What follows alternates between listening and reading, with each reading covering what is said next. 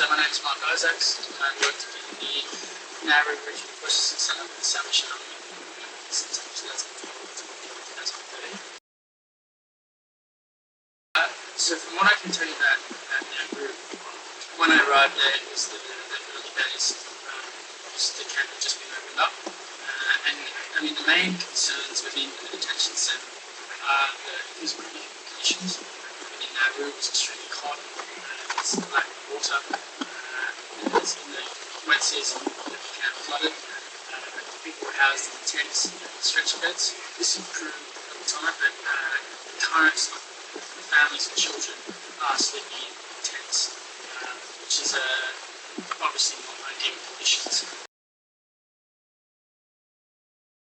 So there are schools run by teachers within detention centres. I don't know the exact makeup of the classes, but they're not by any means the same kind of structure as a primary school in Australia.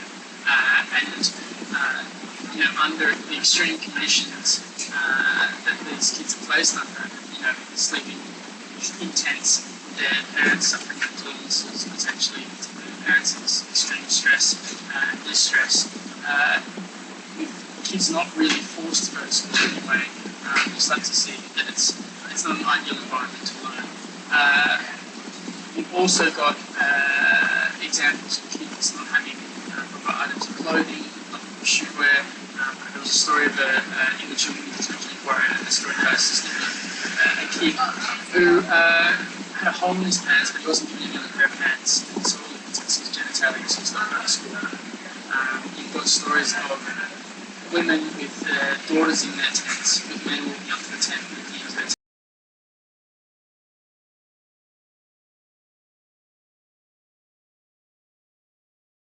The conditions that I can tell you about that will directly affect the women and children who were returned to Nauru after I left. So after I left, these conditions have really improved. I believe what I've been told by colleagues who are still working there and many reports. So that varies a lot. I've been told the average wait time of detention is a year or more. Yep. At the moment, with the current people in detention.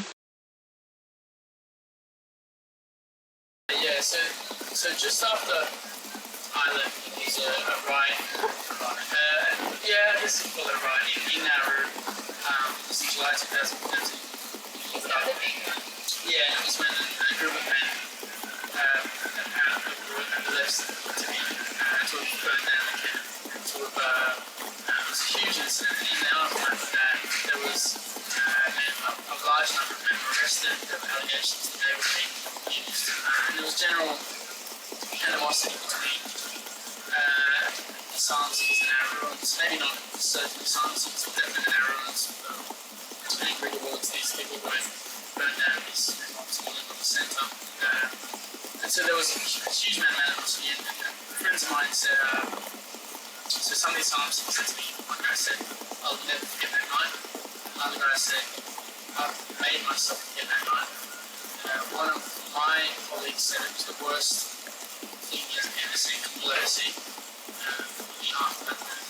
The way that people were treated and the conditions of the camp because it all broke down.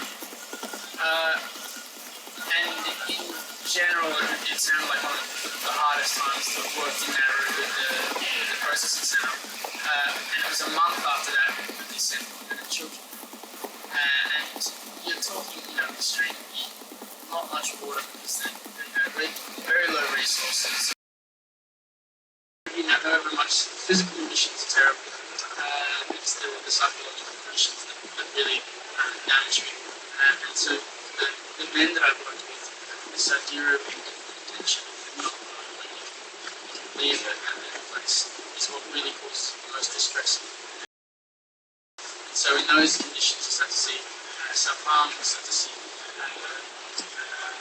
suicide attempts, thirst strikes, hunger strikes, and general degradation. And that's been well documented. You can find that all over the place.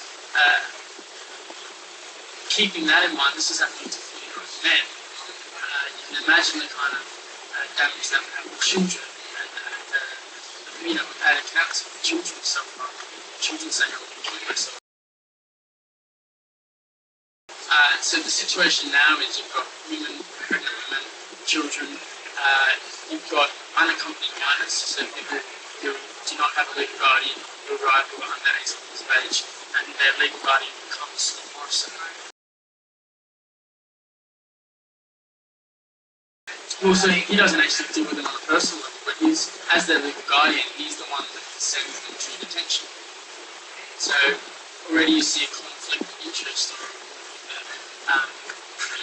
morals where you're supposed to be the one looking after these people's welfare as their legal guardian, yet at the same time you're sending them to a place. I mean, if you look into the Children's Detention Inquiry, Chris Bowen acknowledged, Chris Bowen was the former Minister for Immigration who established the Narrow Regional Processing Centre and the Asylum Processing Centre.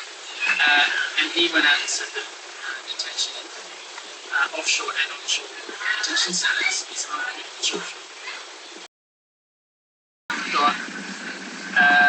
Within Christmas Island, we've got stories of this is one family of mine. The minute they arrived at Christmas Island, the family was separated. The husband was taken to hospital. The wife and the daughter weren't told why. But they weren't told how long they'd be gone. He wasn't told how long they'd be gone. He actually was kept away from the family for a week to 10 days from first arriving in the detention centre. So they've just come off this boat and gone this horrific journey. The first thing they've done is separate from dad and knowing why.